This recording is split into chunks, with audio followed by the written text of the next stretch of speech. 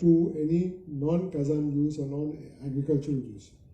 Now, these two are very powerful instruments, legal instruments, which it's very difficult to get approvals contrary to these two legal instruments. But another more important legal instrument is the Agricultural Tenancy Act. Now, the Agricultural Tenancy Act came into force in 1964, and in 1976, the Land Tiller Act came in as an amendment to the Tenancy Act. And then the 1976 amendment was challenged in the Supreme Court. That took the Supreme Court up to 1990 to resolve the issue. And it is only with the resolution of that issue that the Goa Land Use Act of 1991 was passed by the local assembly, because the Supreme Court found that many of the tenants had got the land under tenancy but were now reselling it for purposes that have got nothing to do with agriculture. So they said that this is not permissible. So the Goa government agreed to bring in a legislation that would protect tenanted lands, and that is the Goa Land Use Act of 1991, which explicitly protects all tenanted lands from being converted to from agriculture to non-agriculture. And it's such a strident act, the 1991 Act. So few people recognize this. The 1991 Act actually places tenanted land outside the purview of the Town and Country Planning Department Act.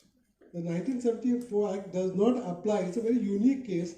The 1974 Act, which is an act that applies to the whole state of Goa, cannot apply to the agricultural lands which are being deemed to be tenanted lands under the Agricultural Tenancy Act. Now, all the lands in the Khazans all came under agricultural tenancy. And that is why you have agricultural tenants associations in all the Khazan areas. And that's very much intimately related to the fact that the management system passed over from the original associations to these associations. And that's when a lot of deterioration has started. But in my mind, there are these 3 or 4 acts which are very powerful. You don't need Supreme Court, Prime Minister Modi or anybody to deal with Khazan protection. The regional plan is very good. The land use is the most powerful act that you get in any state. And therefore, the Town and Country Planning Act, if it gives protection to Khazans, it is perfectly all right, and you can enforce it. The same thing with the Agricultural Tenancy Act, Goa Land Use Act 1991. Again, all the lands which come under tenancy in the Khazan are all protected. They cannot be converted to anything else. And under the CRZ notification, you cannot touch CRZ. Of course, this is under the 2011 notification. That has been superseded by the 2019 notification. And the Khazans are not protected under the 1991 notification. They have been removed for protection. We have challenged that before the NGT, and that matter is posted for hearing one of these days. And we hopefully will get an order restoring the Khazan protection in the CRZ. Thank you, sir. And so section 17(2) cannot touch the Khazans. 17(2) has got guidelines. In the guidelines, you cannot convert Khazan land, you cannot convert Kala land, you cannot convert paddy lands. But you are dealing with Vishwajit Rane, so law doesn't apply to him.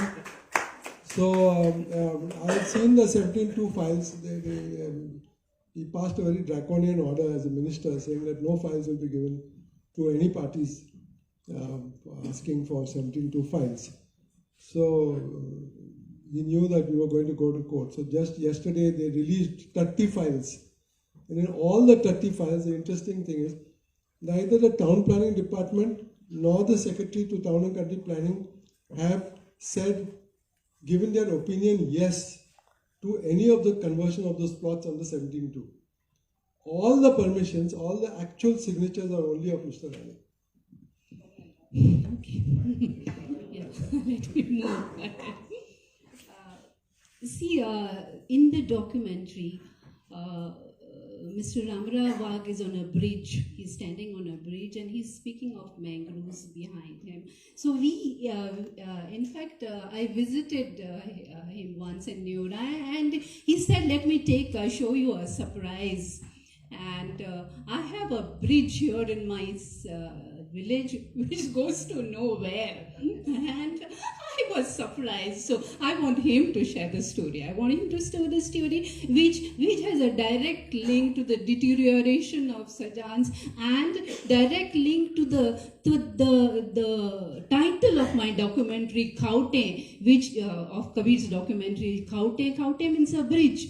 And this is a typical example. What Mr. Ramarao would share with you is a bridge in the system, Khaute in the system itself.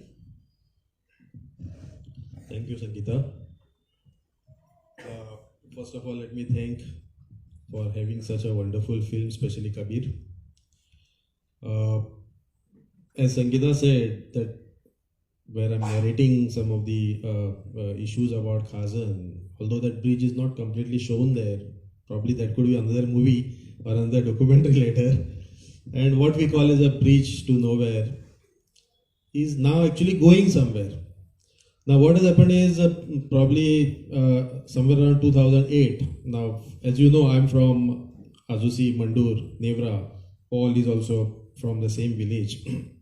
We have some of the biggest Khazan tracts in Goa, right from ranging from Agasaim Bridge, which you see, up to the Karambolim, and then it goes beyond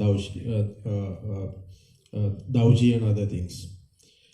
Now there are so many Khazans, as Komundats are owning it. Karambolim and Nevra Ogran Komundats are actually the owners, and then there are tenants.